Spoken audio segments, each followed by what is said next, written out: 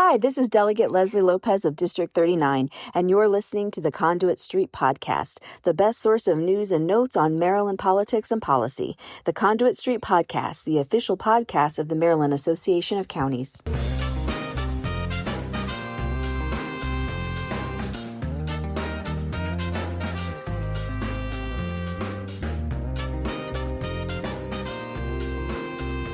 Hello and welcome back to the Conduit Street Podcast. Michael Sanderson and Sarah Sample are here, and we're ready for another round of what we're reading. Is it news or is it noise? We've gotten into a rhythm of wrapping up each month with a quick roundup. And once again, we're going to run through some of the biggest headlines and figure out what actually matters. Some of these stories could have real implications for Maryland policy, politics, and the 2027 legislative session. Others may just generate headlines today and just disappear just as quickly. So, Sarah, I know you're going to get in on this. I think this is your first news or noise segment. Welcome in. It is my first one. Thank you for having me. All right, let's start with some low-hanging fruit here. We just wrapped another really successful summer conference. It's reliably just the best event of the year. News or noise? And Sarah, we'll kick that off with you. Well, yeah, I think a little self-congratulation would be in order. I think it's definitely news. Internally, the conference is a feat. It's just a major lift for a lean and mean team like ours. And major shout out to Virginia White and all of member services. Because I tell it to everyone, if I just show up and follow everything they tell me to do, it will all go perfectly. So that piece of it is super impressive. But yeah, the content is second to none. I know some feedback from, let's say, unnamed sources that question the use of taxpayer dollars is what it is. But it's a nonpartisan juggernaut of information on almost real-time developments in local governance and how to operate within these developments.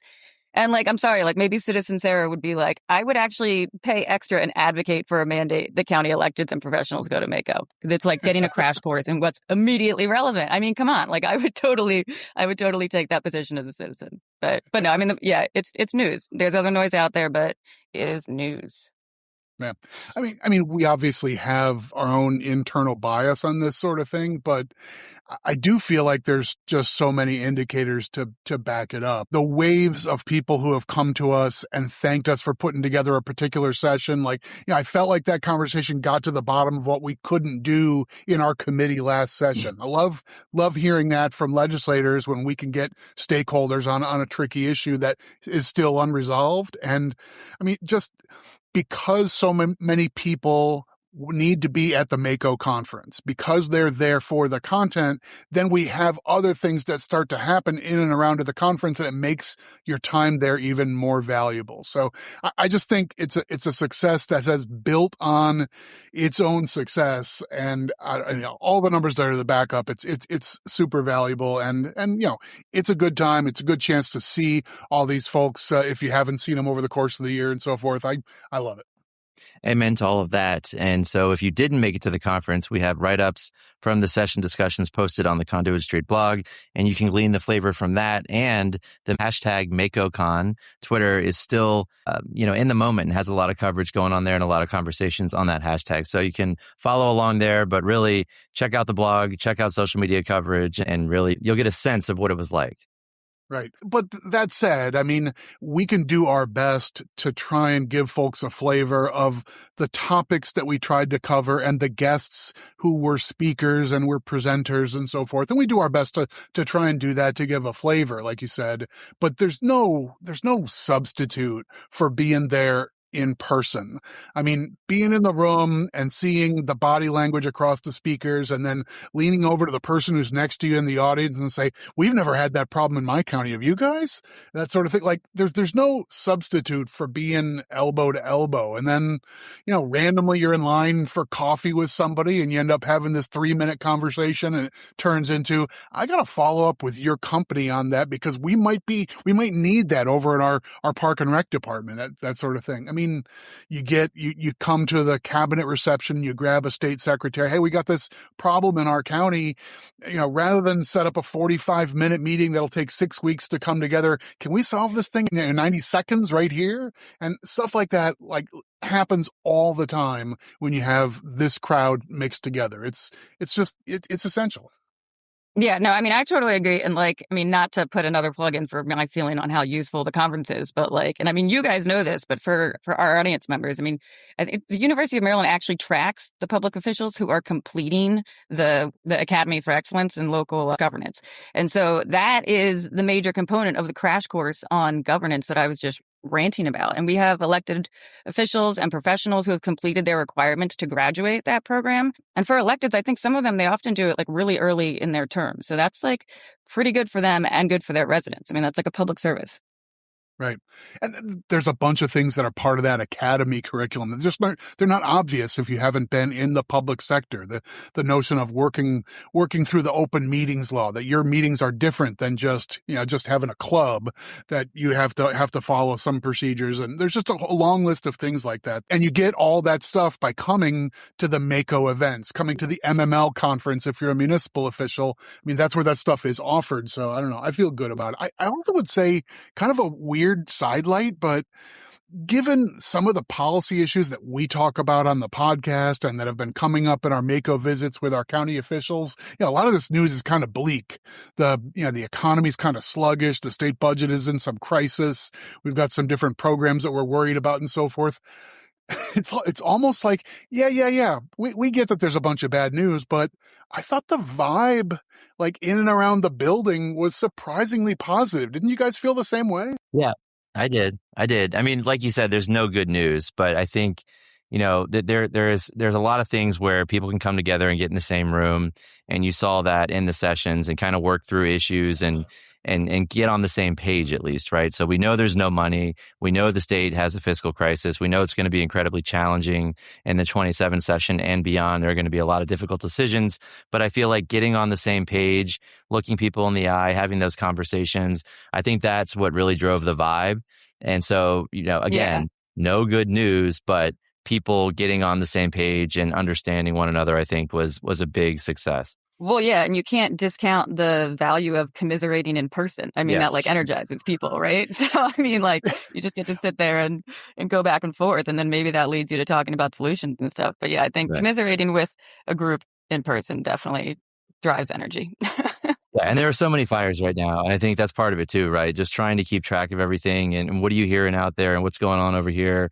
Everything is just a mess with the feds especially, and trying to work through all that. There's part of, yes, commiserating together is, I think, part of that vibe, but also just working through all these things and finding people who have answers and finding them all at the MACo summer conference, I think really quells a lot of fears out there about what exactly is happening. So getting those experts in the room and hearing directly from them, that was awesome. So for me, fish in a barrel, the MACoCon is the best in the business and it rocks, full stop.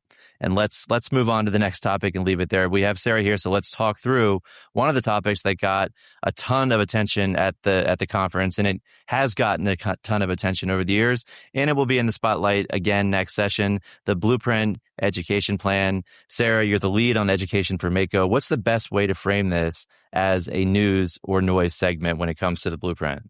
I mean, it's news. But I mean, so I guess this is education reform plan. It's the blueprint for Maryland's future. It's been in place for around 5 years now and has a lot further to go to be fully implemented. It costs a boat ton of money, billions more for locals and the state than had been anticipated. So the news or noise angle is, I mean, the interim audit or evaluation is upon us. It's basically an independent report that shows how implementation has been going and if they need to pivot at all. So, I mean, I think the statement is the General Assembly has some important choices to make about the future and sustainability of the blueprint.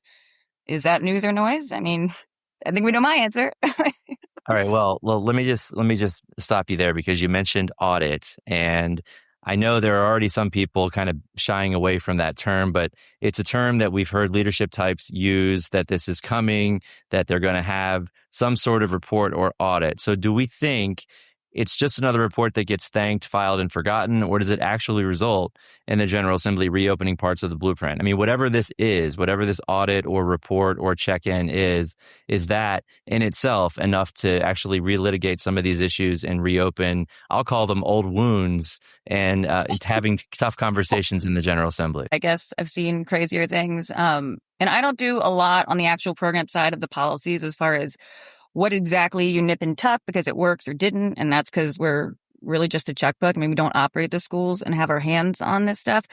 But I have to follow it all. And honestly, I mean, if you start to look at the program buckets where the state feels the most pressure over the next couple of years, you start to see where they might be looking. And I'm not saying anything anyone hasn't already said out loud, I don't think, in this realm, but like foundation and at promise categories are, I'd say, the most expensive jumps for them in FY28.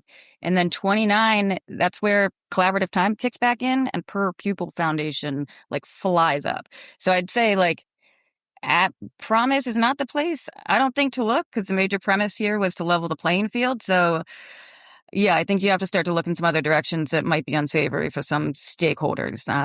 But yeah, I think that they will take it seriously. There will be a lot of information and we will see what comes of it. But yeah, I mean, I guess I would say it's definitely news. It does need to be taken seriously. And I mean, that's why you have audits, right? And I mean, when it comes to Blueprint, I mean, it's everything in the budget, right? So it kind of makes sense. I mean, the other thing I would say, yeah, from a budget perspective is that, like, it does say, like, in statute that you have to assess legislative or structural corrections necessary to fully implement the blueprint. And that does also hinge on funding. And I think, too, like, when you're talking about the budget, I don't think the General Assembly could have anticipated what COVID and some of the new cost pressures would do to so many of the original assumptions on the funding. And on the programming. So I think the amount of pressure, on the costs that are putting on the general fund over the next 3 years, there's no way for the state to make their contributions without a big pivot, raising revenue, or like, I shudder to even think it. I mean, you know what I'm thinking, a cost shift, but I don't know. I don't think you can shift or pivot yourself away from it because it's a multi-billion-dollar pressure over the next 3 years on the general fund that just hadn't been the case because of all the money in the sock before. Right. Right. That's definitely a dynamic here that I don't know how to phrase this, but like it's part of the consideration, right? You'd want to say, let's do a policy-based analysis of this 10-year program somewhere around the halfway point and see what's working and what isn't. I don't know how much of that we're going to have. It's just, this is like, steering an ocean liner. I don't think things make 90-degree right-hand turns really easily in public education. You make investments in some areas and you hope to see indicators that things are going in the right direction. But you also have some on-the-ground indicators that are tricky, like they had to grant the Carroll County school system a functional waiver because if they had followed the letter of the law, they'd have to move so many dollars from one set of classrooms to another set of classrooms. They'd be basically empty on one side of the county. Yeah. Those are some of the things that you would think, you bring in some bean counter types to really dig into this, and maybe they would say, maybe we have weighted things incorrectly. We should swing back a little bit in some direction. I think that's at least possible. But yeah, lying in the background is the state has a fiscal crisis. And at the time when you've got an expert looking at this huge, important, but also very expensive program, boy, would it be helpful to have them say, this piece isn't working as expected, and we shouldn't be putting our resources there. Let's put them elsewhere. And if that suddenly turns out that the price tag is less for this year and next or whatnot, that would be really welcome relief for folks who are trying to manage a really difficult budget. Yeah, no doubt about it, Michael. I mean, that's obvious to me, and I think no one should be naive to think that that's not part of the conversation. No one is saying that they're willing to put student outcomes in jeopardy, but certainly there are ways, I think, that you can look at this program and all the changes that we've seen since its development and the initial implementation. And there are off-ramps. There are ways to kind of, I think, nip and tuck, and then also look at things that aren't working and reallocate resources. And like you said, at the end of the day, if that ends up saving some money for the state, that works for them. There is one way for, I guess, the state to have their cake and eat it too, which would just be to say, we're going to ship a bunch of stuff onto the counties. So don't worry, we're paying attention to that too. And we know that that's often a release valve for the state when they face trouble, and education is such a big piece of their budget problem. We're very concerned about what that could mean for the state trying to shift some costs onto the locals and solve their challenges that way. So that's obviously on our front burner for sure. And if you look at the other side of this, the other side of education, it's supporting the buildings, right? Building the schools, old-fashioned bricks and mortar. There are big money issues there too, right? Or is that noise? So is it news or noise to say that school construction, at least the funding side of it from the state, is upside down? Right. I mean, I know Sarah has a bunch here, but I'll just offer a real quick take. The math is relatively straightforward, right? I mean, we had Alex Donahue did a one-on-one interview and then sort of a nuts and bolts session back at our December conference, teeing things up for action in the 26th session, which didn't happen. It was one of our priorities, but there's a really strong case just by the numbers that the state just isn't doing right by school construction. That we're leaving projects that are justified and ready to go unfunded because the state just doesn't have the dollars to put into them. I know you can do the back of the napkin math and basically say, the last time someone did a really deep dive on this was the COP Commission, more than 15 years ago. They said $250 a year was basically, the minimum to keep us, on track. You escalate that $250 to today's dollars, what it costs to build schools, and that number's easily $750 or thereabouts. And if we're putting in half that, I mean, like the math just doesn't work. We're not keeping up, and nobody can really make the argument that we are. Mm-hmm. I mean, we're arguing about, whether $360 million is enough when the people who are actually studying the facilities are saying the need is twice that. So to me, at what point does, minimum funding stop meaning minimum need and just mean the minimum that the state is legally required to put up? And Sarah, I know you probably have a lot of thoughts about that, but to me, we're looking at these numbers. It's obvious to everyone. It's an elephant in the room, but no one quite knows how to tackle it. In the meantime, though, the backlog is growing. We know that we need to keep up with our buildings. We need to build new ones because we need to do things like more housing. So it seems to me like something's got to give here. Yeah, I mean, and I hate to say there's a pattern developing that I'm going to say news again, but this has been at least a long time coming. I mean, these gaps that DLS has been very clear about with school construction have been reiterated multiple times. I mean, we hear the same thing from the IAC, the Interagency Commission on School Construction. And I mean, the way I think about it too is the facilities are the foundation that all that other blueprint stuff that we talked about is supposed to stand on. And if you just kind of continue to let the facilities flounder or forward fund everything, we just can't keep up with it all. So that's like you're building like a multi-billion-dollar reform plan on quicksand. And I mean, the comptroller also, that was another one of those reports that came in. What did she report? It was like 80% of school facilities were performing unreliably, even when the counties have been trying to be keeping up without additional state support. I just think it was easier the last couple of years for the majority party to say it's not an immediate issue and push it past certain deadlines and past the audit. So I think in the past, maybe, and waiting for some of these real big budget crises to come that they're seeing. But I think in the past, it was considered noise, but I think it's news now. I mean, and it's a big ticket item. I mean, add it to the list, right? You have things like transportation, school construction, the blueprint, all these things, big ticket items. All of these things are, kind of right now needs that the General Assembly needs to address. So this is another big ticket item. I'm with you on news. I think, again, something's got to give. And when all the indicators are going off, it seems like, they're going to have to do something here.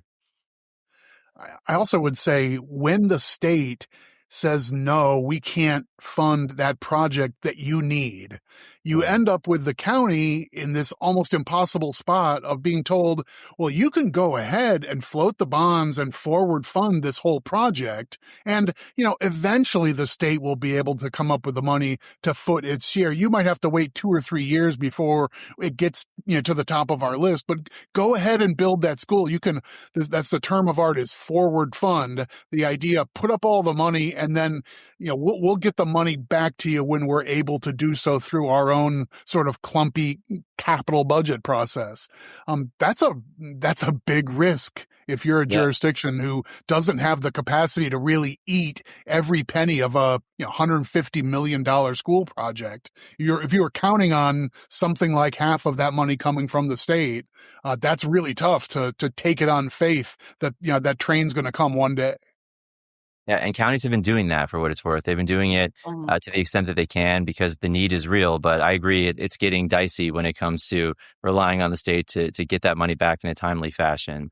So I want to move on to another topic that I am very interested in, and I think is interesting. God, you're so stoked. Yeah, no, I think so long ago, I came to you guys and I was like, look, these cameras are popping up. I don't know what's going on. Then I found a website that was kind of tracking what they are.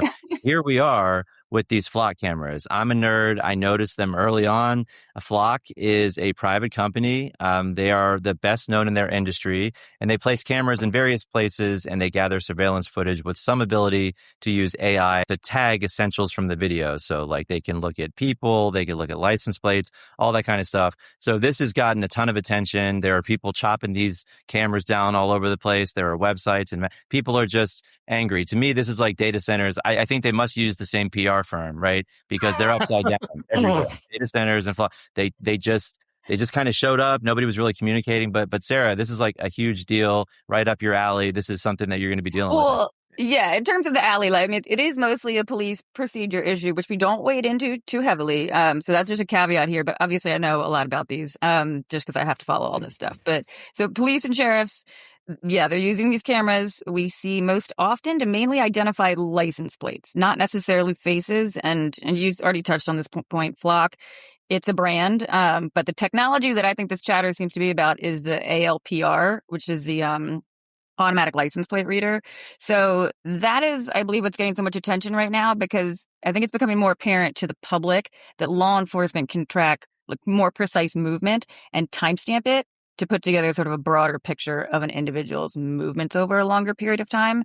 And that's technically any car that passes, not even just people of interest. So I think that's really where we're seeing a lot of that, the conversation come up, on top of AI being layered over that technology now. That the AI piece, I think, is the newest thing. Mm-hmm. Right. Mm-hmm. I mean, I do think that there have been whatever closed circuit television cameras in place, lots of places, right? You think of like, oh, there was someone went and held up a liquor store, and then by later that night, you've got, well, here's the closed circuit video, and it shows the suspect who comes in and wearing a gun, and now we get a look at his face and that sort of stuff. I mean, that has existed for a long time, but I think you're right, Sarah. It's the integration of like AI that can capture faces, can capture license plates, can start building patterns and say, okay, let's automatically look through all of the footage we've collected at all these different cameras and see if that particular license plate is showing up in a patterned way at different places.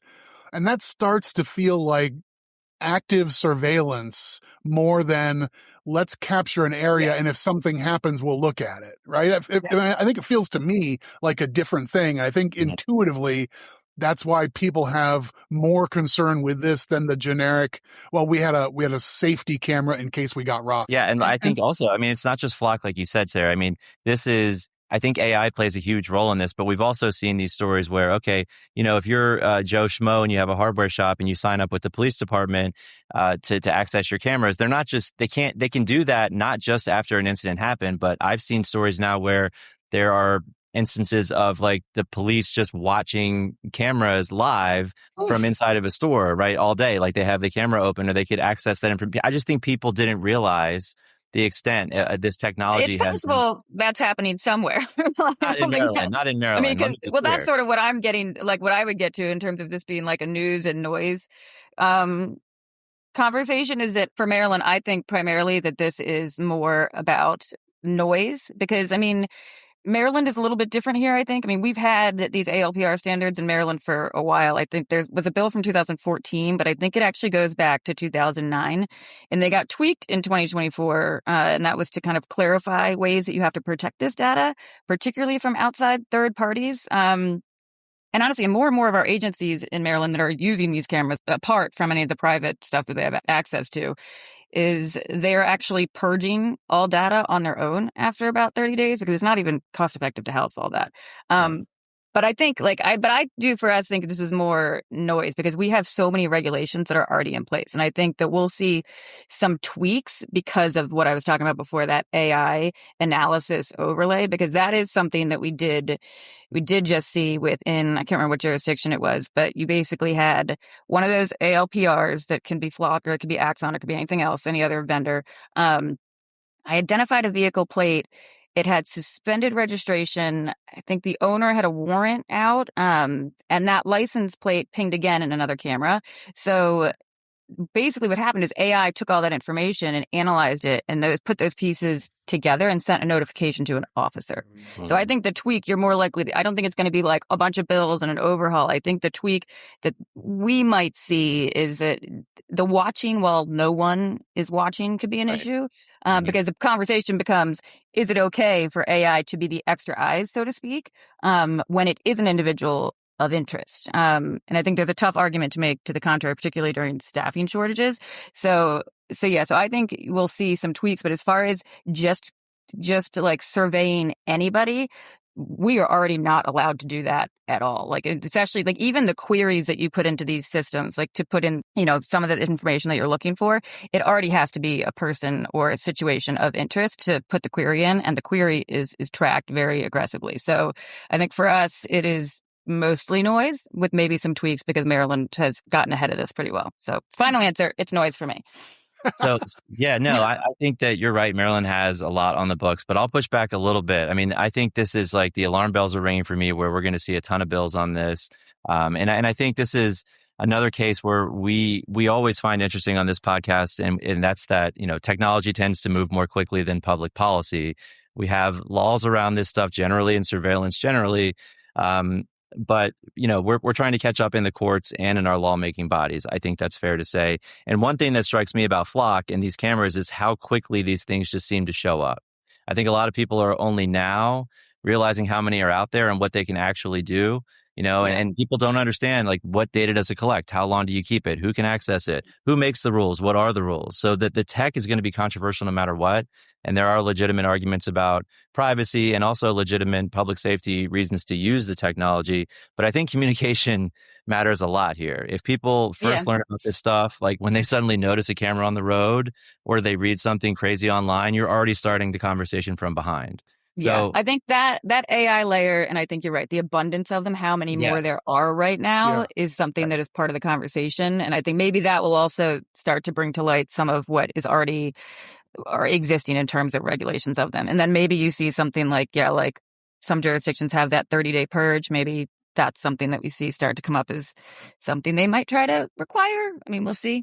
Yeah, I mean, again, this is another one where, things have gone off the rails on social media. Just like data centers, right? Where you have just absolute craziness and all kinds of stuff, and no one is really reacting to it that I've seen. So they're really behind the ball already.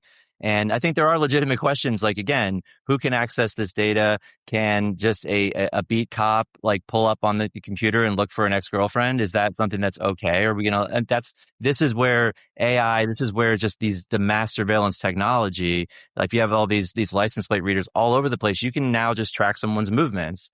And if you have access to it, I think the big question is going to be who can access these databases and what controls are in place to make sure that, we're not allowing people to track people that shouldn't be tracked or that don't have warrants or that there's no need. It's just somebody in their life, maybe an ex-girlfriend, whatever it is. And those are the kind of horror stories that is a terrifying use case. But I'd say from a Maryland perspective, in terms of how like our officers do stuff, like if you did something like that, it is like a massive penalty. It's like a $10,000 fine, and then like it's bad news. So like, but that's one of those that just like creates the fear, that creates the media. And to be fair to your point, the media and how loud it gets does influence what elected officials do. So maybe even though we don't necessarily need a tweak. Maybe in my opinion, they would do it anyway because they want an optical moment. Well, and I think, Sarah, too, like, I think this is also coming in a moment where, federal immigration enforcement is still top of mind for a lot of people. And there have been a lot of questions about Flock and their relationship with the federal government, and also about law enforcement and, providing access to federal authorities, which I know is a hot topic in Maryland. But I think there are some legitimate questions about what our current laws say and do. And then maybe some of this stuff kind of falls outside of that. And I think there's going to be a lot of focus on, who's getting this information and how are they using it. Yeah. First, thanks, Sarah, for putting some of this in context. I've been learning stuff as you've talked about this with our current procedures and so forth. It's that doesn't always happen, sir. In particular, an unusually high density of payload. How's that? There we go. I'll take it. I would say, one of the things I find fascinating about this, I mean, Kevin keeps making the connection to data centers, and I see it here too. We tend to think of policy issues as just fights between two warring sides who are at their respective corners, and all the team red says this and all the team blue says that. This is another issue that does not map very conveniently along those lines. If, let's assume we're right and we end up with a variety of different bills introduced to ban the use of these cameras or limit them being used for A, B, and C, or, require that the material isn't explored by AI, whatever. But, you get a dozen and a half different bills introduced. The sponsor lines and the sympathy for those bills could be all over the map, politically left, right, or whatever. I mean, privacy issues have weird political contours. I mean, some of that I think is you want police to follow proper procedures, and you don't want them to go off the books and start doing more intrusive stuff. I mean, some of that is just a general desire for a smaller and less intrusive government. And that's a bedrock principle for a lot of people politically. But then at the same time, there's an argument that, hey, using this database was the best way that we could find to catch the people who committed this violent crime. You want us to catch bad guys, right? And a lot of people would say, well, yeah, I do. So I think that's a tricky policy tension, and it's not as simple as one side says this, the other side says that. Well, I mean, you see the statistic. I mean, San Francisco, they closed all these different, auto theft cases, and they said it was all because of the flock cameras, right? That they were able to find these cars quickly and handled it. So, I mean, you can see some of the results. Yeah, and with that, if you do that with that AI overlay, then that becomes a question because no one's actually watching it, but they were able to have the volume increase that significantly. Yeah, that AI piece is definitely interesting because we've seen the legislature that they don't trust AI or its ability to make decisions and its ability to not discriminate. So when you tell people that, we're going to have all these license plate readers, their cameras, and don't worry, AI is going to start making decisions. To me, that just screams the legislature is going to smack that down, right? Yeah. It's in line with what they've already done, and to me, this is exactly the thing they've been worried about is a robot making decisions about whom to follow, and these are really personal things. So I also think that's going to play a big role here, just the AI piece of it, like you said earlier, Sarah. Yeah, no, I agree with that. And Michael, I think to your point, I mean, I think there's always going to be that tension when you get into sort of the rights of the accused, when you're talking about sort of the political contours and where that tension comes from. I mean, it's the idea of where the public interest in catching bad guys ends and the right of an individual to not be documented everywhere all the time begins. And yeah, you're right. I totally see your point about just the political contours being unique there. Yeah. I mean, this will be a challenge for the courts to sort through as well. Back to this idea of technology leads and policy follows. I mean, we're in the midst of seeing these questions of privacy sorted out in the courts. I mean, earlier this year, the U.S. Supreme Court had a decision talking about is the location information that you implicitly share with your cell phone company something that an authority can use as supporting evidence that you were at the scene of a crime. And police actually effectively solved a crime by using geofencing and saying, send us anonymized information about the people who were within 100 yards of this place where a crime happened, and then send us another batch from an hour later and in a different hour and so forth. And they end up basically saying, oh, now we only have to talk to 3 people. And the Supreme Court was like, no, you can't do that. People have a reasonable expectation of privacy. Even if, yes, they know that they're carrying a phone and it sends a signal and somebody out there could sort of geolocate them based on the phone signal. I mean, this is unsettled at a lot of levels. I remember, years ago in college taking classes about Warren Court decisions, which were, are you entitled to an expectation of privacy if you make a phone call in a public phone booth? I mean, every bit of that logic is getting resurfaced and revisited as we talk about incrementally trickier questions about when is what you're doing public versus private. This stuff is tricky, but interesting. Yeah. That's interesting too when you think about the anonymity. Like if you make the data, like where you can't identify the person, that not being strong enough to protect the release of the information under certain circumstances, particularly around a crime. That's interesting. Yeah, times are changing, that's for sure. And technology is exploding, and the ability for the legislature and the courts to keep up with it has stayed right where it's always been, behind the eight ball. I want to close with one more item for you both, and we need something always that is not politics, policy. So I have one. College football is back, and this is our last news or noise. We've got the transfer portal, NIL, revenue sharing, conference realignment, coaches making tons of cash.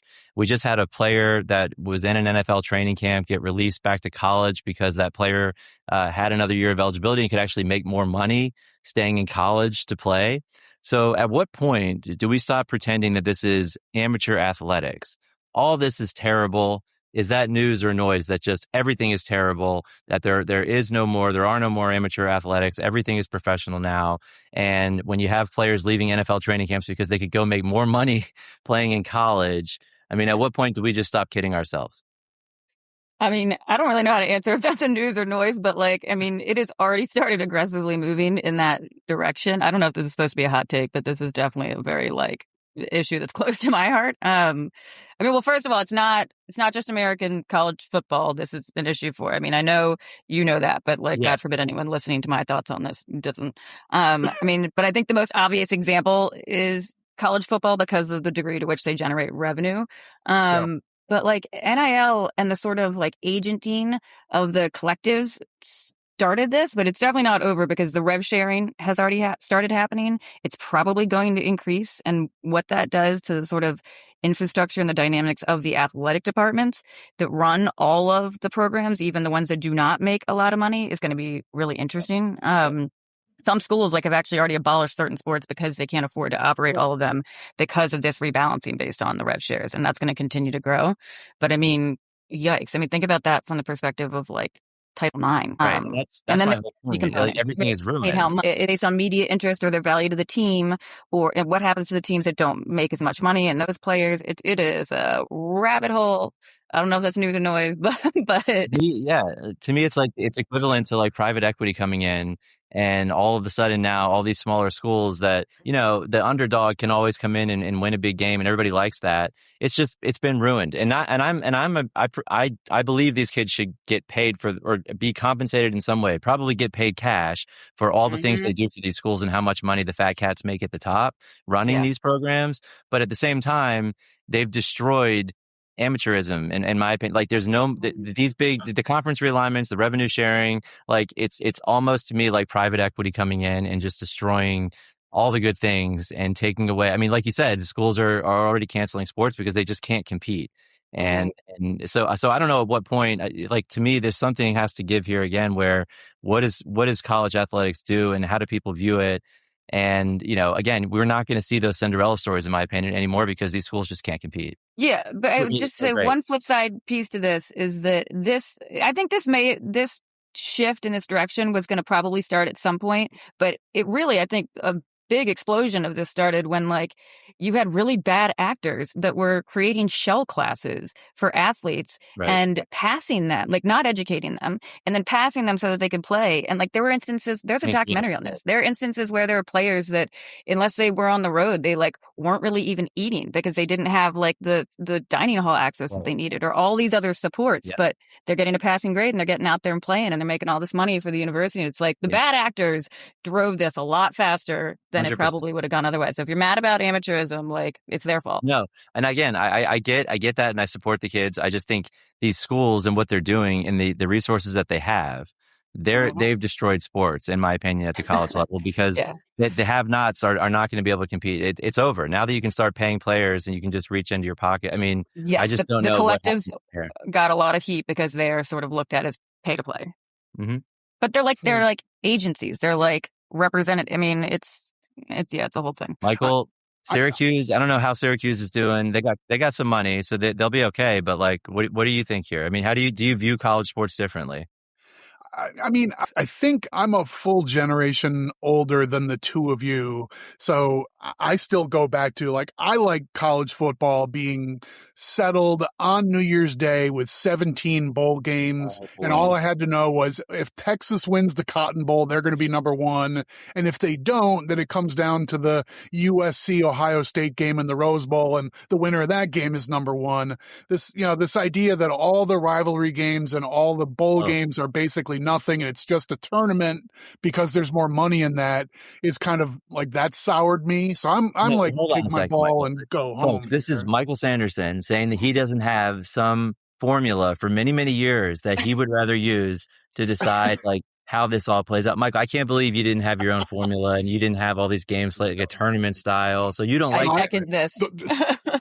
I'm guilty of all those things. Yes. I'm just saying, I want to say I liked it better the old way, but as you guys were saying, well, there have been bad actors who were cheating under the old ways. Well, that was true too. I mean, it's not like Southern Illinois had any way to become national champions 20 years ago or 40 years ago either. So I don't know. I would say the latest development that you mentioned, Kevin, a player leaves college, declares for a pro sport, gets drafted and signed by a pro team, gets released by a pro team and gets welcomed back to college for extended eligibility. I mean, now that really blurs the line between professional and nominally amateur to me. So if it's just going to be is that going to be it? Like the Duke Blue Devils basketball team is just going to be a professional developmental league team that has some vague affiliation with that university. Is that where we're heading? It feels like we are, right? Right. I mean, the definition of it, I thought of a professional athlete is you get paid, right? If you get paid to play, you're a professional. So I don't know. And maybe does college have any ability to maybe rival the NFL at some point? Is that where we're headed with it's a money fight? I don't know. But to me, it's just a completely different dynamic, completely different look. And I mean, like you said, these are now turning into basically farm teams for the pros. And what does that mean for academics? What does it mean for the schools? Do the schools care because there's so much money? I don't know.